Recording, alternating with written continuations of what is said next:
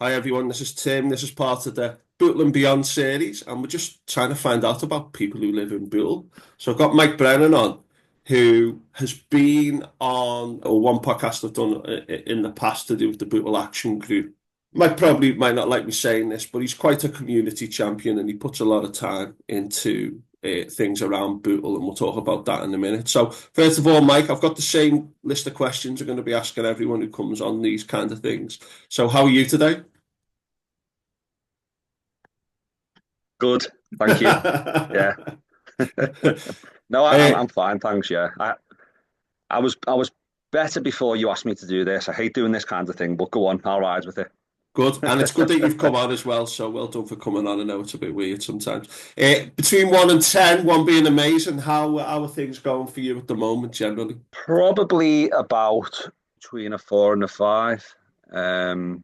Just because, as everyone does, things going on in our lives that probably, could be better. Hmm. But I think with the weather improving the last Hmm.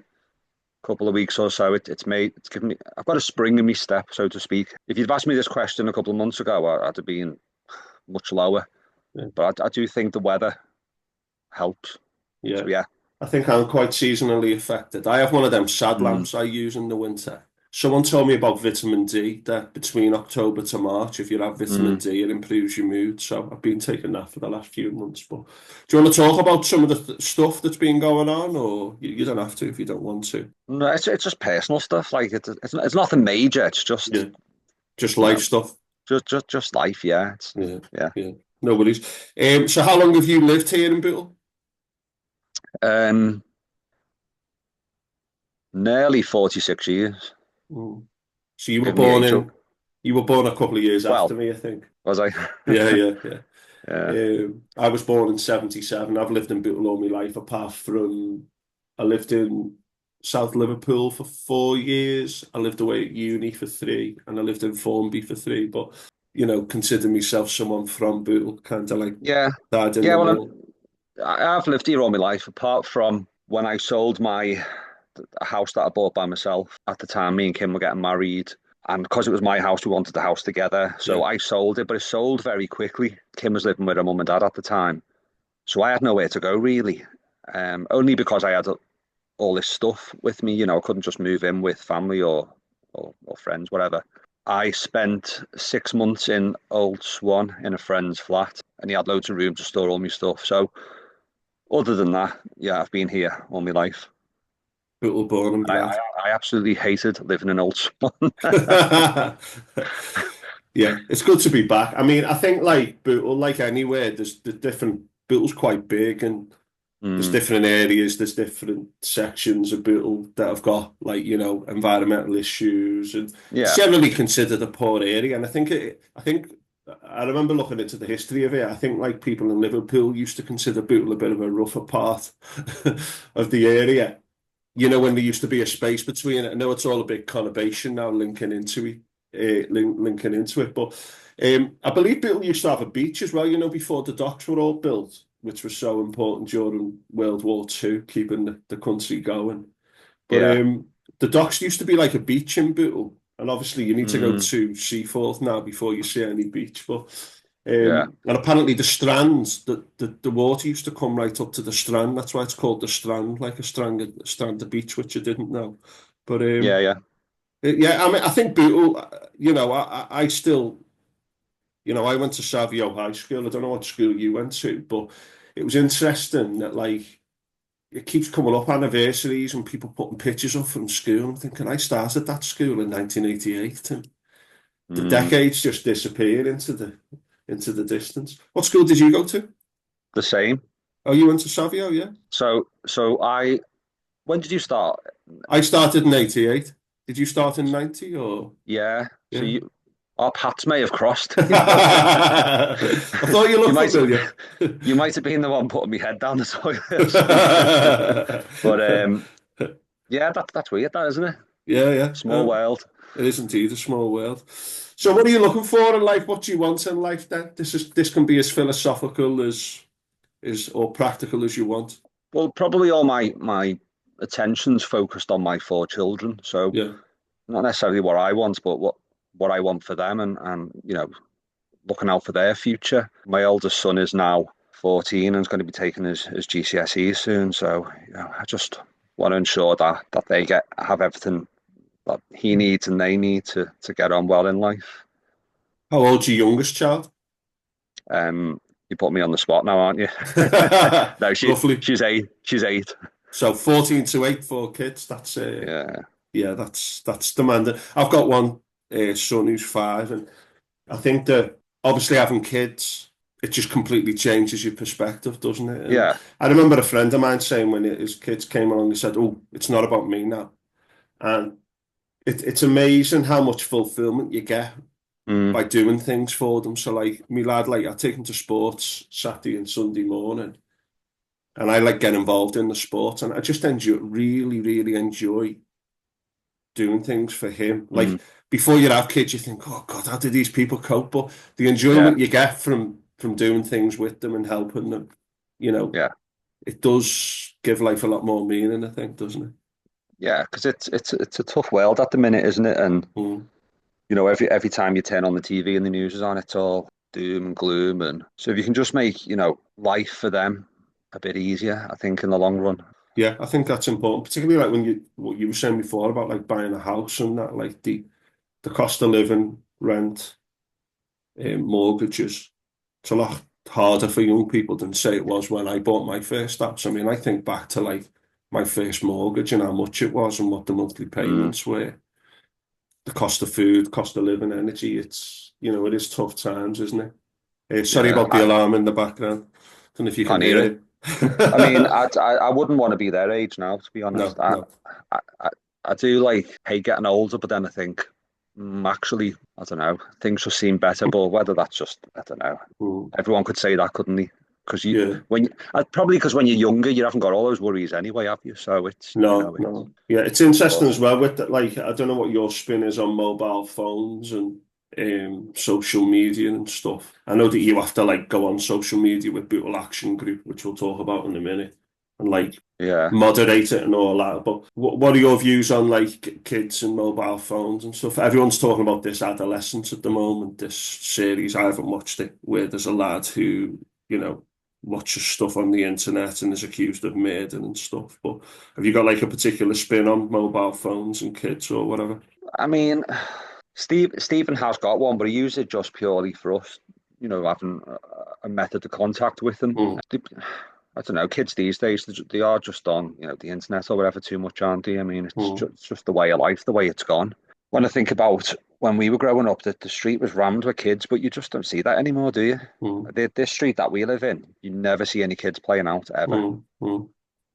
Yeah, it's a funny one, isn't it? Like, because I don't know whether it's a good thing or a bad thing. Because I think about like Mm, when I used to be out when I was a kid, and like I was a decent kid. Like, don't get me wrong, but yeah. like things used to see things and things that happen, and like you think, is it better kids don't see that these days?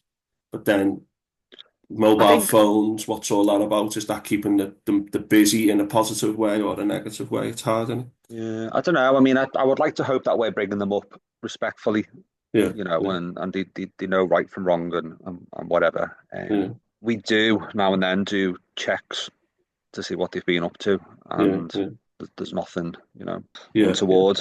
So yeah, but it's yeah, also about keeping them safe, isn't it? Because you don't know who's yeah. talking to them, and Yeah, yeah, yeah. I think it's just, I don't think you can stop it.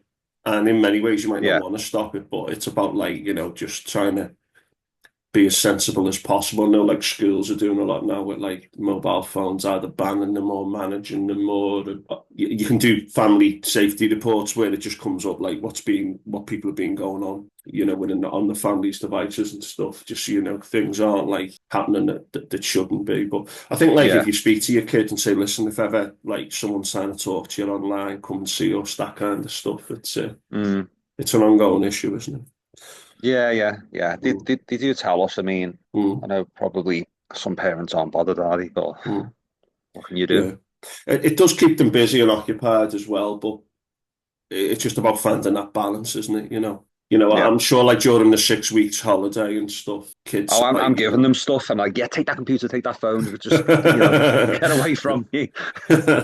yeah, no, it's tough in those longer periods, isn't it? And, Yeah, yeah, yeah. yeah, good stuff. Any issues or concerns of worry to you? Again, this could be in your life, locally. You can talk about back if you want, or internationally. I've actually, what you said about the news before, I've stopped watching the news with Yeah. actual footage on now because I think that it's just far more disturbing than it used to be. Yeah. And I don't really want to look at some of the people who are featured regularly on the news. And I just kind of like Mm. read about it now and listen to podcasts because I just feel like I need to protect my mind or whatever. But any issues or concerns that are worrying you globally or locally? I am naturally a worrier, and this is Yeah, why I don't like think when I think back years ago, politics didn't interest me or world issues, but now I just seem so focused on it. But it's depressing, yeah, that, and that's the thing, isn't it? But you can't really get away from it. The minute mm, if I'm on my phone and I open like my emails, it's all like the latest news, and it's just depressing. yeah, it is. Yeah, I think again, I'm just conscious about my kids and their futures and how the world is currently, and it just doesn't feel like a nice place, does it, at the minute? And I don't know, is it going to get better? Don't know. yeah. Um, I think obviously we've seen in the last 15 odd years, like living standards in this country, it's harder to manage. And I think that mm, that causes anxieties and you've got the ongoing things with like, I don't know, global warming, populism globally and all that. But I've actually left a lot of social media political groups and I'm yeah, strict who I speak to now as well. There are certain people I think, I don't think it's worth engaging with that person yeah, because you've got to watch your own mind and stuff. But yeah, yeah. I had a good quote once, like, it's important to be informed but not inundated Mm, and emotionally triggered and being smart. And I think that's probably good advice. yeah. But yeah, it is difficult. I think know what to look at and what not to look at, and how much is too much. It's about finding that Mm, balance, isn't it? yeah. So do you want to talk about Bootle Action Group then? Now you've done a podcast before with me, talking about Bootle Action Group, which is in that's been released a few months ago.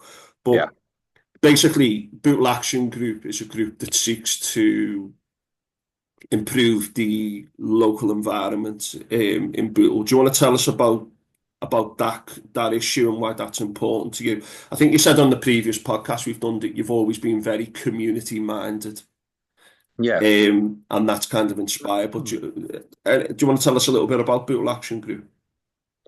Yeah, so in a nutshell, so to speak, it was set up in 2016.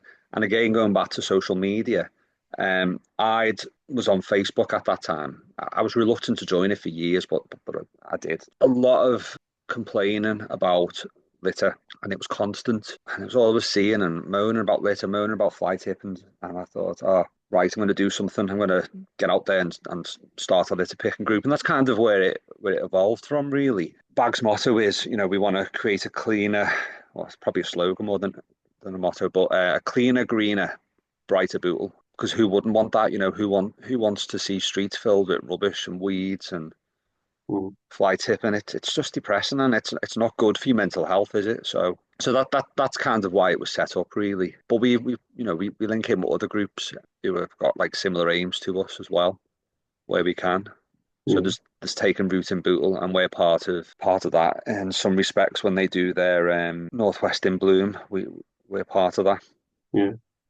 Now you've worked with like I think you've worked with like some local companies as well, haven't you, with funding? And are you a CIC or a charity?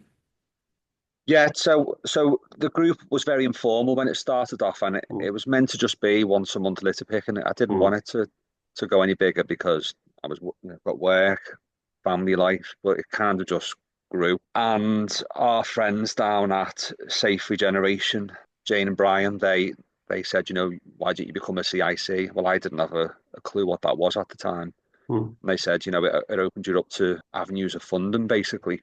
So yeah, they helped me turn the group into a CIC, mm, which it is much better. We don't go for the big pots of funding purely because we don't have any paid staff. A mm, lot of local organisations and charities, they have mm, two, three members of staff and deal with all this stuff. But I'm just an unpaid volunteer, so I prefer to go for the smaller pots of Mm. funding, and also the applications for them aren't as intense. Yeah. So, Yeah, I know exactly what so you mean. I think I'd say we're more about quick wins Mm. and what we do in the community, and so we want quick pots of funding. Yeah.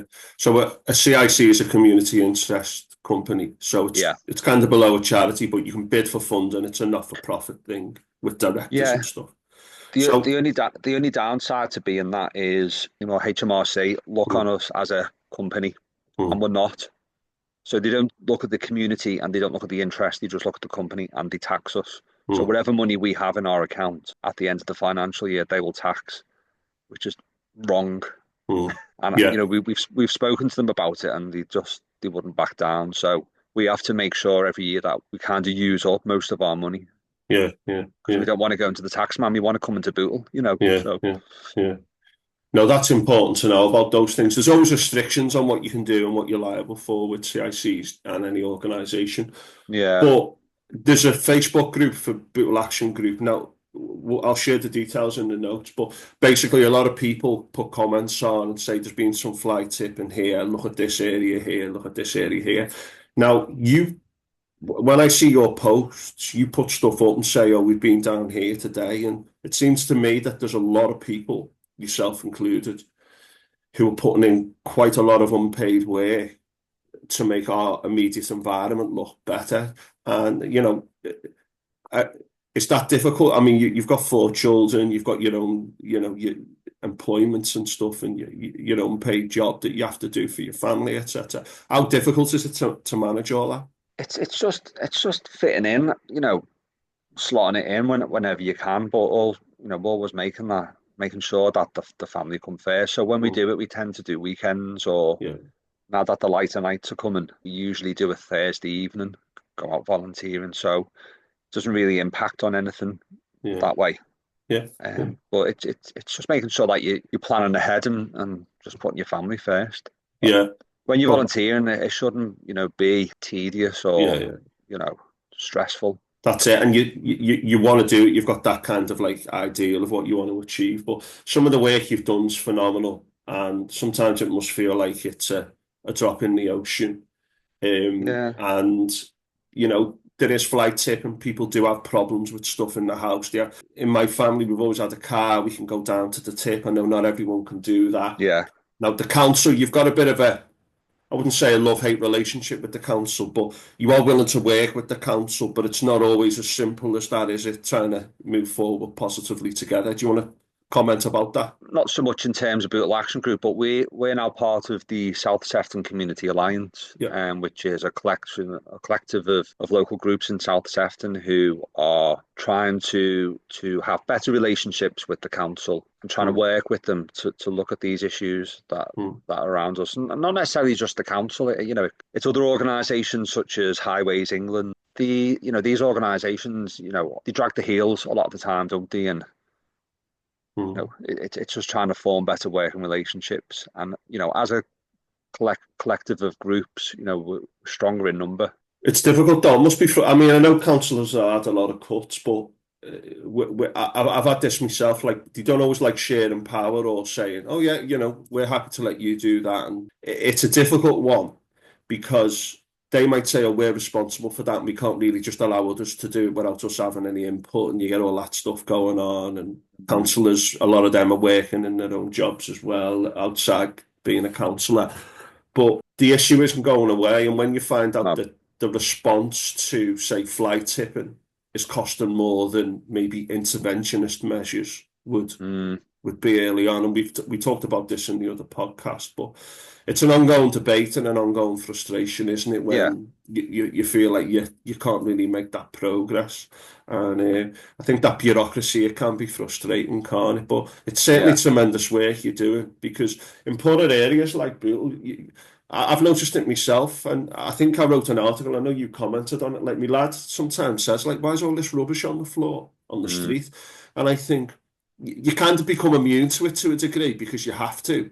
But as you yeah, get older, I look at it and go, like, this is our own lived environment. What are we saying when a number of people maybe fly tipping for business reasons, or kids throwing Yeah. stuff on the floor, or like I saw a kid the other day throw something on the floor outside the shop, and I'm thinking, you're doing that in front of people, you know what I mean? And do you think, again, I know we've discussed this, you make sure your own kids aren't doing that first and Mm, foremost, and that you're not, but it is frustrating, isn't it? And I think the yeah. work you're doing is great. Sorry, I've gone on a bit there. Have you got anything that you want to say about those issues? I just feel that, I don't know, as a community, we probably do need to work better more. I mean, the ongoing issue with fly tipping by King's Gardens, which is just at the front of South Park, a front in Stanley Road, that's never ending, and I don't understand why it's persistent and nothing's being done about it. I mean, it just looks awful.